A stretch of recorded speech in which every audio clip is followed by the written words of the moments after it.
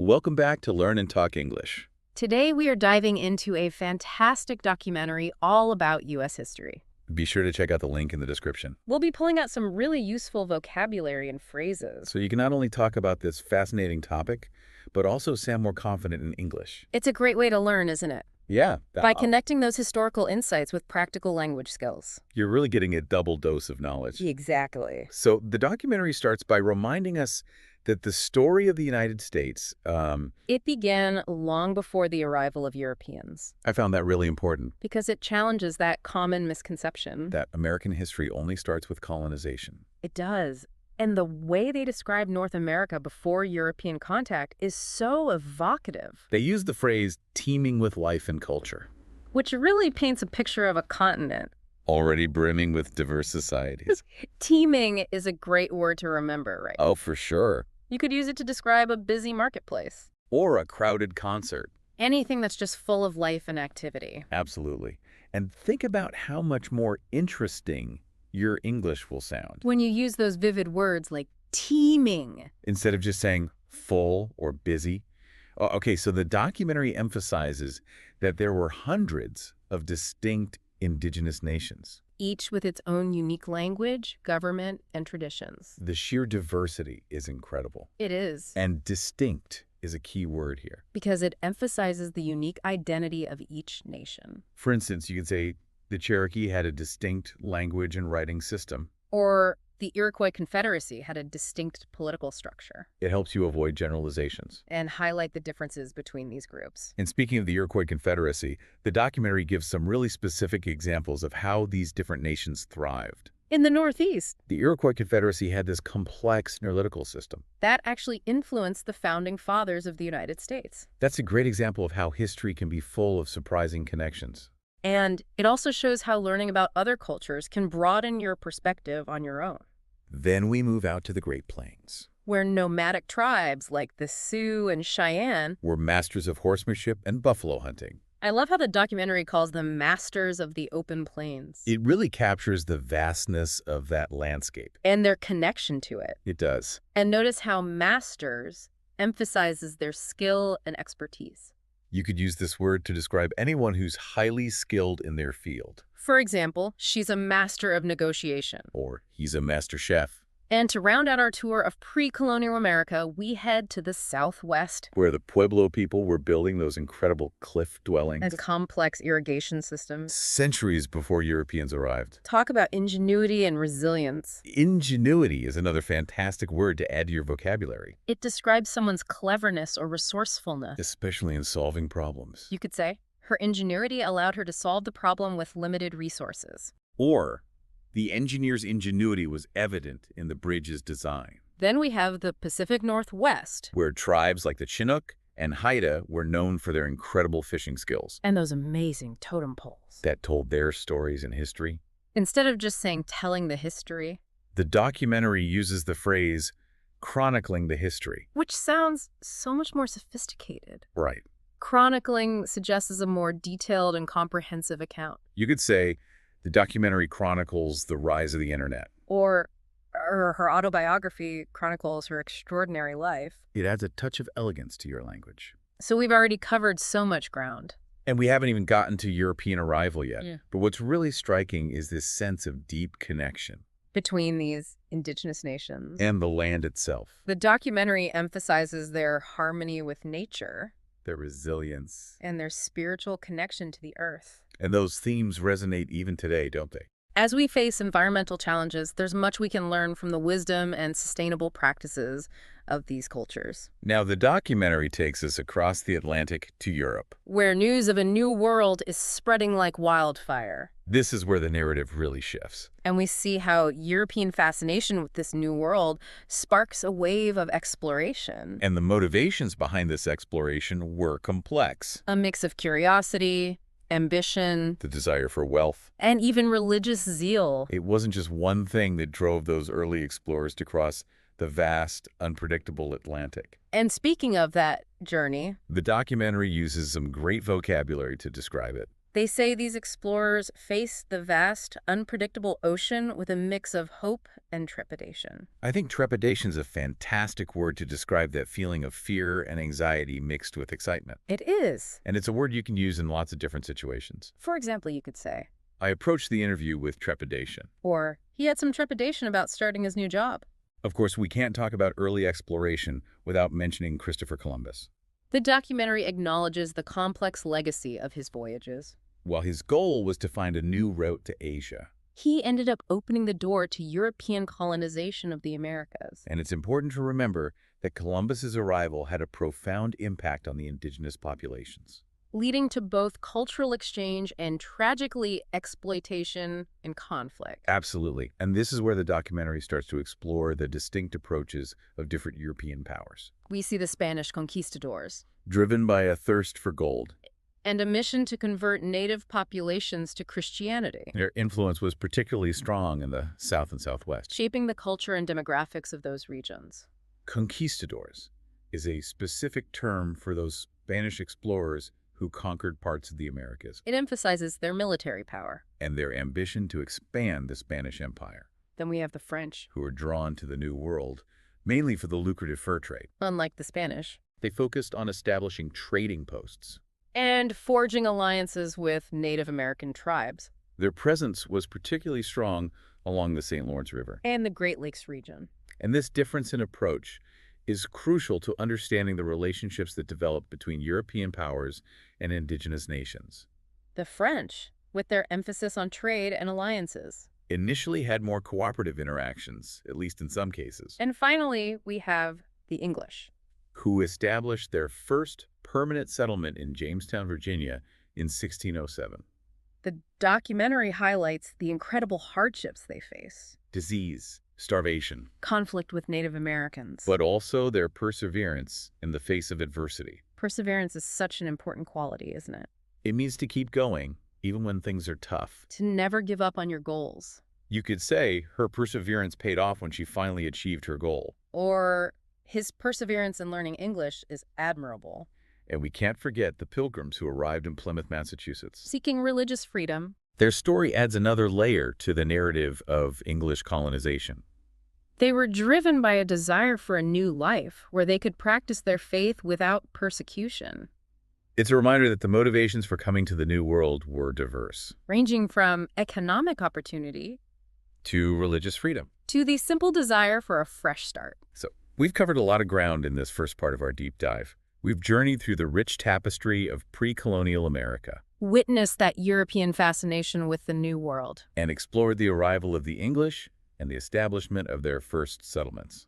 We've also uncovered some great vocabulary and phrases. To help you sound more confident and articulate in English. But we're just getting started. In our next segment, We'll delve into the development of the 13 colonies, and explore how those early settlements evolved into distinct regions. each with its own unique character. So stay tuned. For more insights into American history and language, welcome back to our deep dive into U.S. history. Last time, we left off with those early English settlements taking root along the Atlantic coast. Yeah. Now we're going to see how those fledgling colonies develop into distinct regions. Each with its own unique character and economic engine. The documentary uses a really striking phrase to describe this period. A tapestry of colonies. Oh, yeah. I love that because it really captures how these different societies were woven together. Each with its own unique threads. It's a great metaphor. It is. And thinking about tapestries, Yeah. you can see how those individual threads, even though they're different. They all come together to create something larger and more complex. Exactly. So let's zoom in on each of those threads, those distinct colonial regions. First, we have New England with its rocky shores and strong sense of religious freedom. Right. That really shaped the development of industries like shipbuilding, fishing, and trade. The documentary makes a really interesting point about how geography played a key role here. The harsh climate and rocky soil of New England made large-scale farming difficult, so the colonists naturally turned to the sea for their livelihood.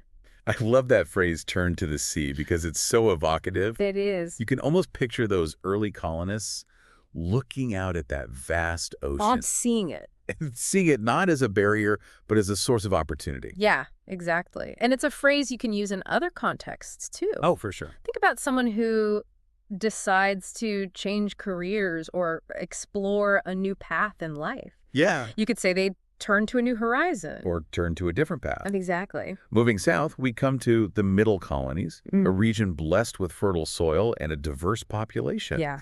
This made it an agricultural powerhouse, Exporting. exporting key crops like wheat and barley to other colonies and even back to Europe. And that diversity is really key here. Yeah. The middle colonies attracted settlers from all over Europe. And they brought with them different farming techniques Traditions. and ideas. Yeah. The documentary argues that this mix of cultures actually contributed to the region's economic success. It makes you think about the benefits of diversity, not just in agriculture, but in any field. Absolutely. When you have people from different backgrounds coming together, they bring different perspectives and approaches to the table. Which can lead to innovation and growth. That's a great point. Yeah. And bringing new ideas to the table is a fantastic idiom to remember. Oh, definitely. You can use it in all sorts of situations, from business meetings to brainstorming sessions to just having a casual conversation with friends. Absolutely. And finally, we reach the southern colonies, where a warm climate and vast plantations fueled the growth of cash crops like tobacco, rice,